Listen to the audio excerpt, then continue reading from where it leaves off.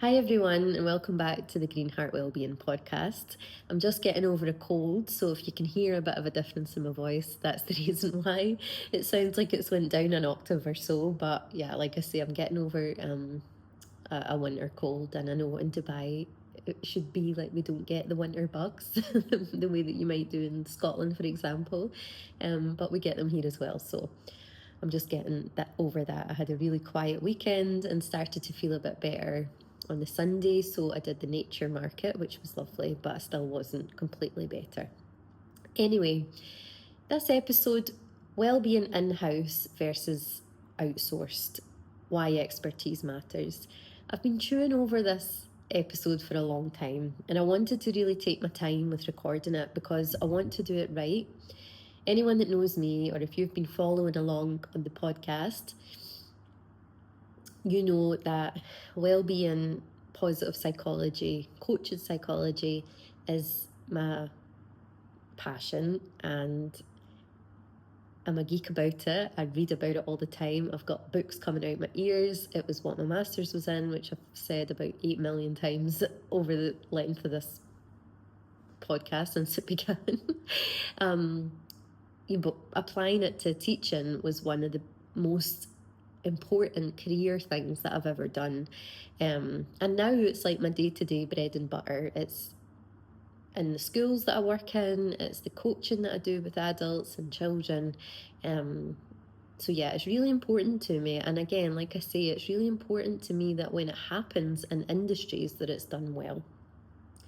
So like I say, I've been taking my time with this episode because I want to come across and speak about it in a way that's beneficial, obviously, for whoever listens, but I don't want to come across as like having a bee in my bonnet about things, but more of a informed and balanced approach of around it and what I want to share about it. So the title obviously gives a bit of an insight into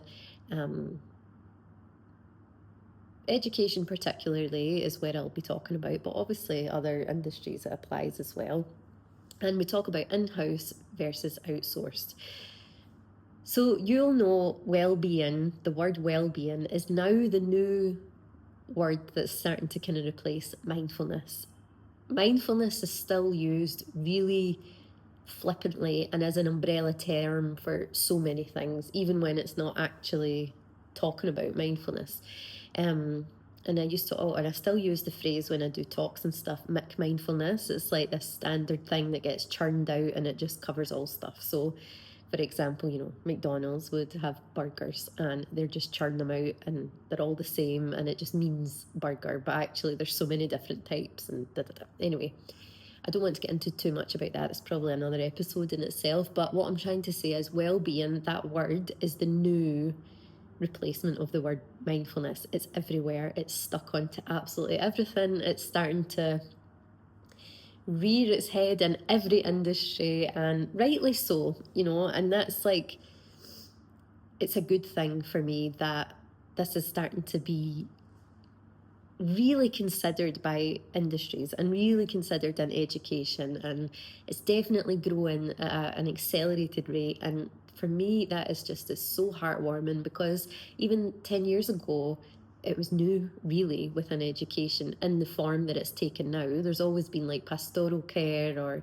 in religious schools, things are covered in faith-based schools, things like that.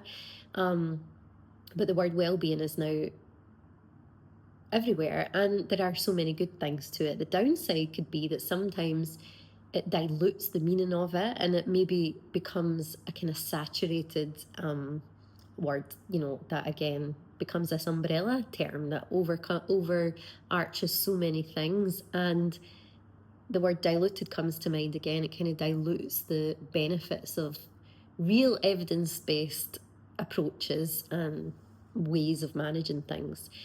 So the important question that kind of comes to mind is, when you think about it within industry or your school or your office or whatever it is, who should be designing it? And the word that I kind of talk about it again at the beginning when I mentioned it, I'm like, this isn't a rant from me, but it's more about a reflection on quality and care. When you think about education, you've got observations often, and that is quality assurance, and you have that kind of stuff within every industry in some form, and it's about quality. So when you think about it, schools outsource things like finance. They have accountants, trained people within the school who work specifically on the money side of things, budgets. When you think about technology, the IT departments, you've got specialised people that work specifically in that area, who are trained in that area, have studied, got experience, stuff like that. Then when you break it down a wee bit more and you think about, the whole world of psychology and how many different types of therapists there are, and it's important work. So for example, if there's someone that's experienced a really adverse childhood trauma, they need to work with the right person, because it's important. It affects how they process and go through that work and come out the other side, in a sense. If I openly talk about, when I was in education in primary school and stuff, financial education was just not a thing. So I would go to someone now who's specialised in that. That's the work, how I would learn about that, through that person. And I can go on and on, if you've got something wrong with your eye, where do you go? It's like, it's really obvious. But then when I think it comes to education and also many other industries, it seems that we assume that everyone can design wellbeing interventions or wellbeing programs or things like that. So I'm sure when you're listening, you'll start to get the point of what I'm trying to allude to here or say here. It's like when there's a specific niche or something, then there are people trained in that. So why then is it we all suddenly become an expert in like one thing? So for example, primary teachers, you're so used to like being the jack of all trades. You teach so many different subjects, but it's actually the skill of teaching that helps you manage that in the primary years and how to support the learners and things. But of course, the more you learn about specific subjects, you might become more specialised in that. Now, I think the thing, it's almost like in terms of education, we've all been to school, so then we've all got an idea of what education or schooling or learning looks like. We all know now what well-being means to us in a sense. So we all do have a thought or an opinion or something to offer. But when it comes to the actual implementation and the can't speak. I know what word I'm trying to say. Oh my gosh, I can't say it, I'm going to quit. But you get what I'm trying to say. It's like when it starts to becoming systemic and implementing that into the policies and different things, like then there would be a level of expertise or study or something that can impact that and help it be done to the best for the community.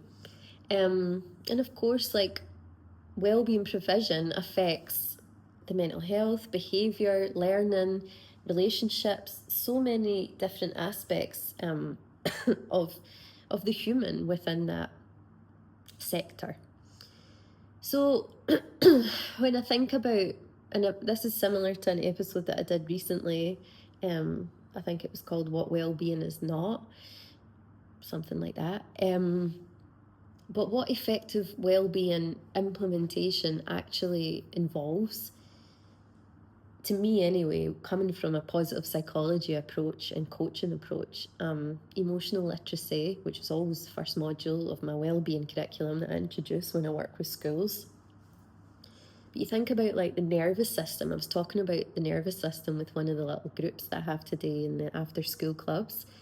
And it was so interesting to hear what they think about it. We were doing a little bit of meditation, and then we talked about how the nervous system in the body, that was probably the first time in the whole day they had to like just be with themselves and have a few minutes breathing and not be doing anything outwardly.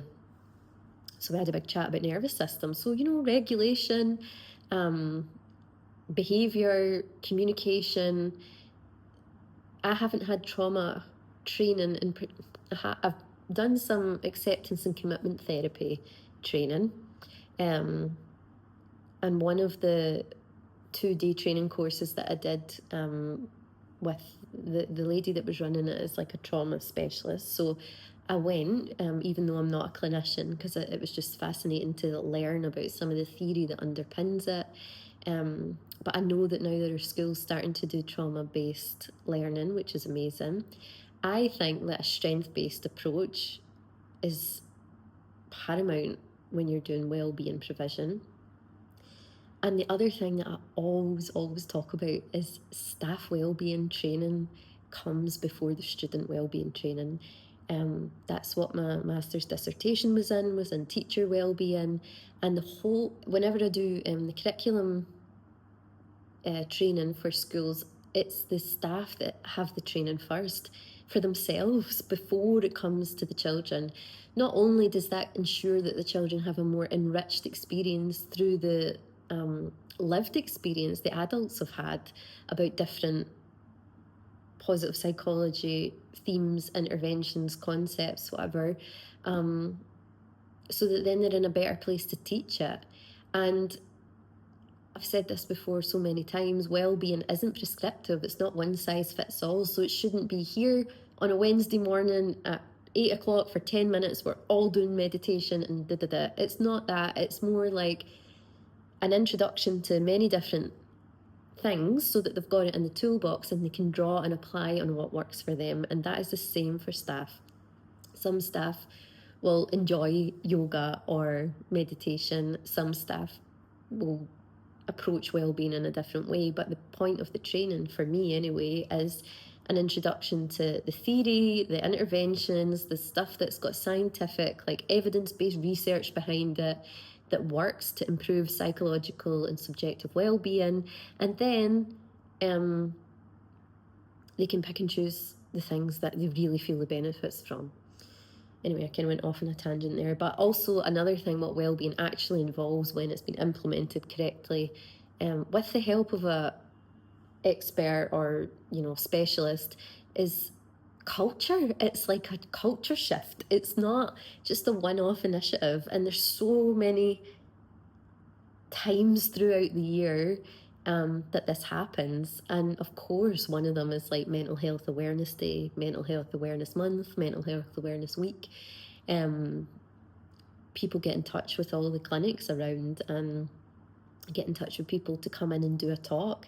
And I get it, because it's an awareness day and that's what should be happening. But again, it shouldn't be that happens once and then it happens again the next year and that's it. It's like more, like I say, about a culture shift. And that's where the meaningful work really starts to happen. It's work. It's not going to be like a tick box. It's like a malleable process that is going to have dips and peaks, and it moves around a lot and can be messy at times, and that's like what being human is all about. But sometimes we don't make space for that growth within an industry or school. It takes time and you need to build it. So again, I would ask, like, why wouldn't there be a specialist involved in that process, So coming back to the title, I've written my notes here about the in-house and outsourcing. And again, I thought a lot about what I kind of wanted to say in this, because I've been both. I've been in the in-house wellbeing person. I've talked about this before. I think it was 2017 or 2016. I became a mindfulness coordinator within the school that I was working in. And those things were really new then. But again, it was because of my personal experience, what I believed in for the children, the experiences I was starting to offer in my classroom. So I've done all the things, like the donuts in the staff room, and then eventually the next year doing my yoga teacher training, offering the teachers yoga and bits and pieces like that. Like, I've done it. And it's part of the process, we all go through this thing where we learn and we have a light bulb moment and we're like, oh, we should be doing this kind of stuff.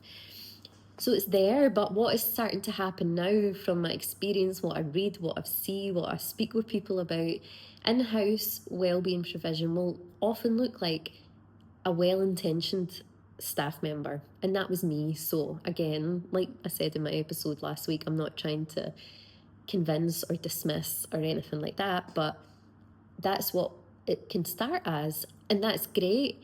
But then those staff members should be given the opportunity to find and take part in training that's going to benefit them and their knowledge, their well-being, their understanding, and then by extension the community and the staff and kids. Again, that comes down to CPD budgets and stuff like that, so there's already a limit there, understandably, especially when schools are fee-paying businesses. But again, that puts a cap on things. So unless the well-intentioned staff member is then going to start investing in their own learning and training, which can be difficult sometimes on a teacher's wage. You know, I was quite lucky that I was able to save up enough and pay for my master's at the time. The school wouldn't, there wasn't like CPD provision for anything like that. So, yeah, I was in a position that I was lucky enough to do that. But again, not everyone is able to afford the extra training that they need, you know, so sometimes there can be a cap on that. Another thing that happens with in-house support, particularly in schools, I'd need to know more about it in other industries to talk about it properly, so that's something that I'm interested in. But the wellbeing leader, or you know, whatever the name is, it's added on to an already full role. Only in the last few years within Dubai has there started to be out-of-class wellbeing roles, which is amazing, and it's something that I practically begged my last school to let me do, but it just wasn't possible in that school. You know, and I often wonder what I might have been able to achieve had I been able to do it, because again, it's something that I just really love, and it's the time and the space, and you know, I was given so much within that school in terms of time to go to conferences here and there and things like that, to learn, to bring it back to the school. But again, my point here is, it's like, yeah, sometimes now when I go to conferences or networking and I meet wellbeing people, they'll say, yeah, I'm still a class teacher and I've got this wellbeing role, or you know, I'm head of year and I've got the wellbeing role because it oversees all the kids or whatever it is. So it's the time, and this is part of education throughout the world. It's like time pressure and one more thing for your CV or for the outcome, not the income, and all that kind of stuff. So again, think about that. Why wouldn't there be an expert or a specialist brought in to support the overall school, and delegate that to someone who, you know, that's their job. So anyway, and also then the other thing that can happen with in-house, because of all, and again, like nobody's fault, but because of the way the systems are set up, it can be an inconsistent delivery. You know, there's not consistent support throughout all the year groups, time to adapt how things should look for different ages, different departments. Inconsistent delivery can happen, especially if the person is like a class teacher or head of year and they've got like the 800 other things that they're managing alongside the wellbeing role. So when you think about the specialist support, then there's a depth of expertise, like I talked about before. You know, already within Green Heart Wellbeing, I've found along the way different things I've had to outsource. So finances, is maybe one of them. Like, to get the trade license renewed, I had to get a particular report that goes through the business bank account, and of course you can ask ChatGPT for that kind of thing, but it's not able to be submitted to the trade license company that did it. So I had to speak with people about that.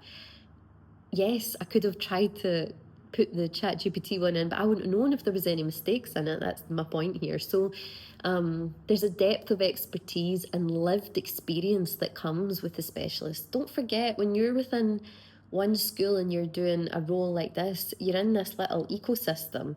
But someone who is and of course I'm talking about myself to an extent in this episode, but I mean, there's other people within the industry that I know that do very similar things, and we talk about this, and it's like we get to see other schools or other industries, and look at the similarities, but also learn from the differences. And that adds nothing but growth to the depth of expertise that the specialist has.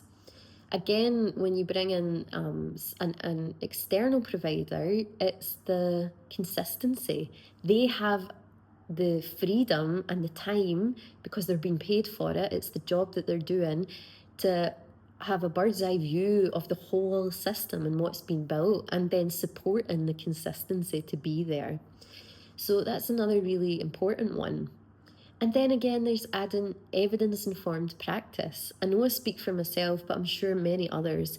I'm part of loads of alumni groups from the Masters, and I'm connected in networks with different people and who all work in positive psychology coaching,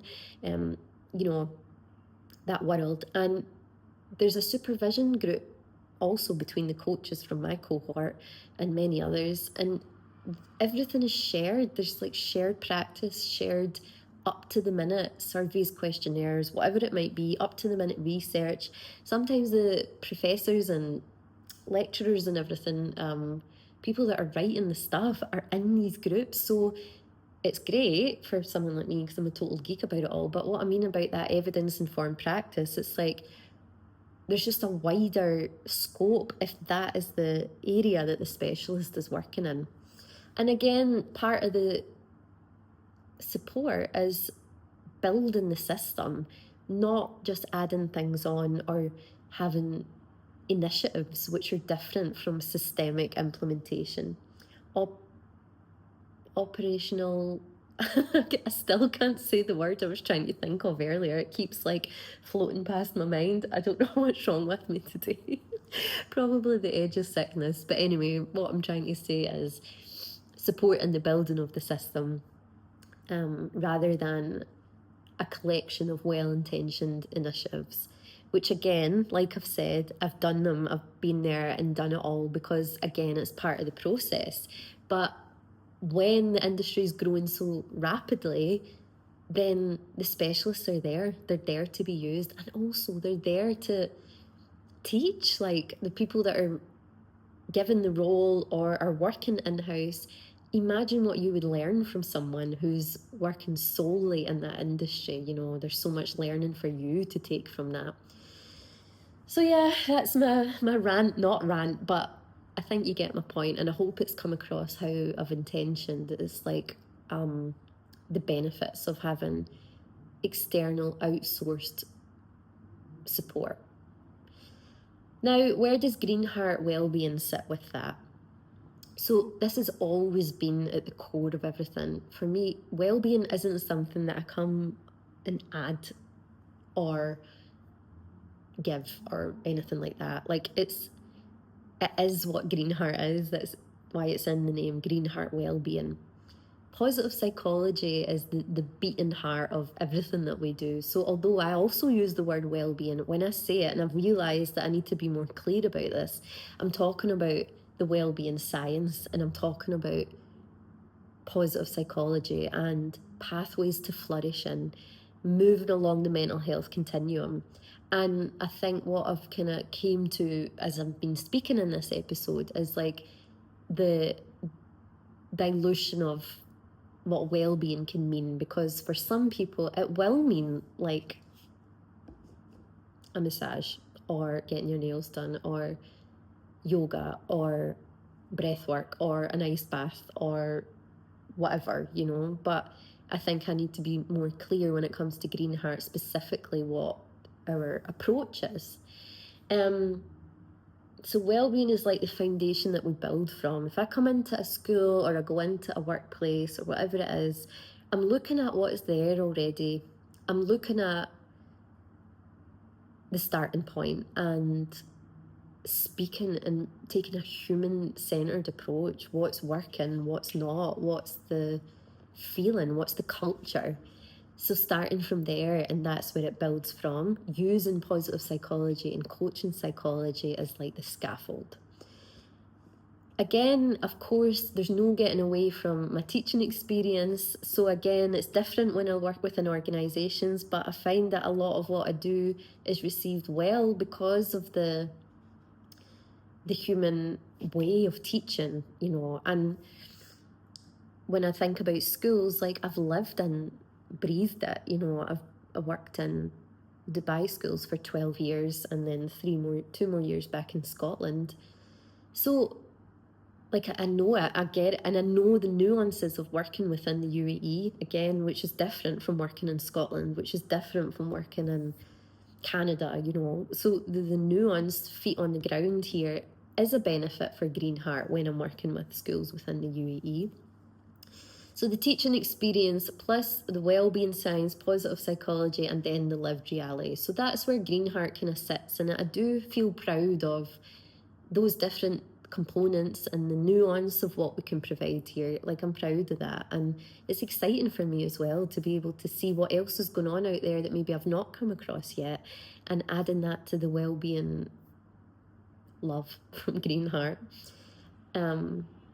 So yeah, another thing I've written here is capacity building, not bolt-ons. And like I say, we all do the bolt-on bit, and we go through that until we get to the point of, okay, the systemic growth needs to happen. Often we can get kind of stuck on the bolt-on bit, and that's what we offer when people come in to assess what's been done in terms of well-being.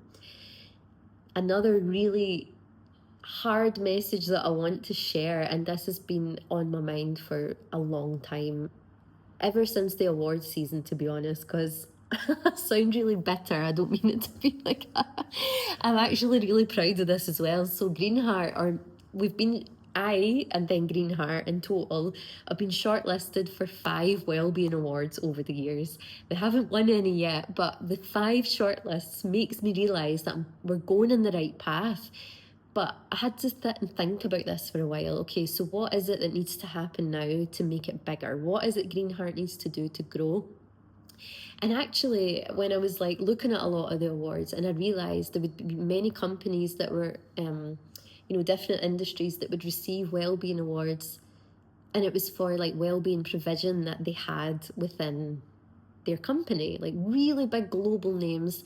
And then there was a part of me that realised, like, okay, so this is going on, and it brought this whole thing about in-house and outsourced. So some of them would have outsourced part of the wellbeing provision for their teams and staff by bringing in specialists, but they were getting the award for doing that, if that makes sense. So then it brought me round to this thing about, okay, for Green Heart, wellbeing isn't part of the business, it is the business. The business is wellbeing and provision and growth. And again, feeling like a small fish in a big pond when I see all these industries and big things that are happening in wellbeing. And I've got to remember that those are the people that I'm learning from as well. Like, it's really exciting to me to learn from that.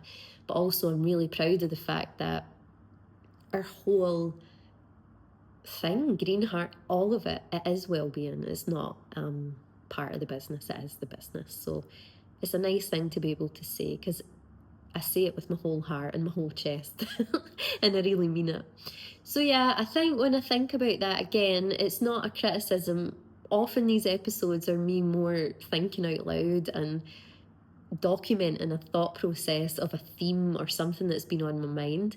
And it is this episode, like it's not criticism, but it's about respect and actually taking the space that wellbeing providers and wellbeing specialists and positive psychologists, practitioners and positive psychology coaches deserve. Is the space that they deserve within the industry, because there's so many people that go on to do their doctorates in this field.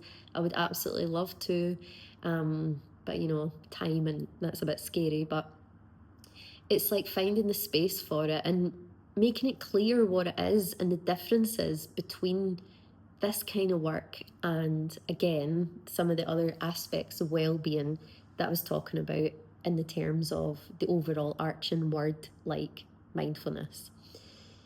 So yeah, for children, educators, staff, it's getting it right. It's getting it right for those communities in a way that benefits them most.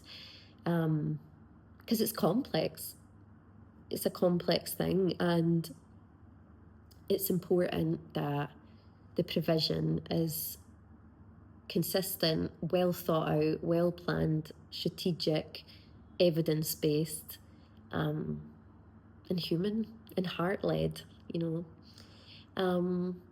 So yeah, I think I used to say this a lot way back in the beginning, but actually it doesn't change. It's like, if we treat it like we treat the other subjects, like the academics, to me it's more important. You don't learn any of the other stuff if you're not well, if you're not functioning optimally, which many of us aren't, but even being able to recognize that helps. So I think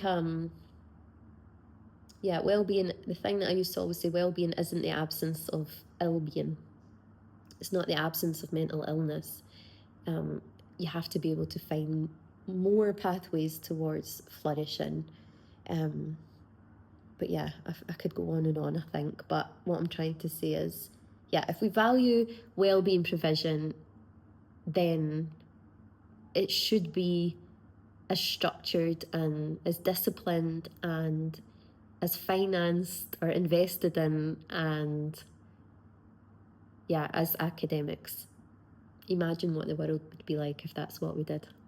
Anyway, I've talked a lot longer than I normally do, 31 minutes, and I'm sure you can tell that it's like I've probably condensed way more than I wanted to say. But yeah, I'd love to hear your thoughts about it. So if you've got anything to share, or if you feel like I've been a bit heavy-handed, so to speak, with some of my points, chat with me about it. Again, this is how things grow, and I'd love to hear what you think, especially if you're an in-house well-being provider, within your company or school, and what maybe the barriers are to seeking out an outsourced provider.